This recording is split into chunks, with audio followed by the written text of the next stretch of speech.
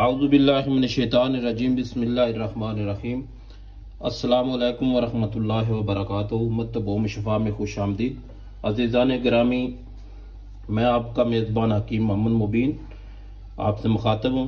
یہ شنگرف مدبر ہو رہا ہے، بہت ہی آسان طریقے سے شنگرف آسانی سے مدبر ہو جاتا ہے۔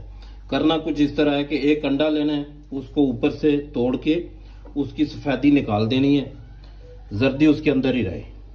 تو یہ نمک ہے، نمک کے اوپر کڑھائی میں یہ ہلکی آگ کے اوپر، یہ دیکھو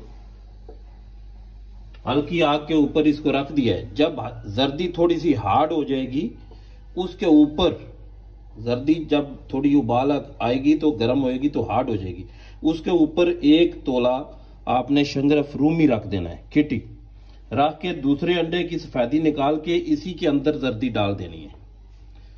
پھر تھوڑی دیر کے بعد ایک اور انڈے کی زردی ڈال دینی ہے، اور جو انڈے کی دوسرے کی زردی ڈالی ہے اس کا خول جو ہے نیچے ڈبل کر دینا ہے۔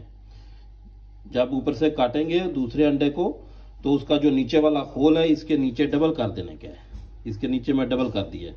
ابھی یہ پک رہا ہے، دیکھو اس کو کم از کم 12 گھنٹے ہو گئے ہیں، بہت سلو آگ میں یہ رکھا ہے۔ تو انشاءاللہ یہ بالکل براؤن رنگ کا، کلیجی رنگ کا اعلیٰ طریقے کا مدبر ہوگا۔ پٹھوں کے درد کے اوپر کام کرے گا، جسم کی دردیں، تھکاوٹ اس کے اوپر کام کرے گا۔ سردی میں بوڑھوں کے لیے بہت اچھا ہے، مثانے کی کمزوری کے لیے اچھا ہے، جسم میں دردوں کے لیے اچھا ہے، پٹھوں کو طاقت دے گا۔ ٹھیک ہو گیا جی، اپنی دعا میں یاد رکھیں۔ السلام علیکم ورحمۃ اللہ وبرکاتہ۔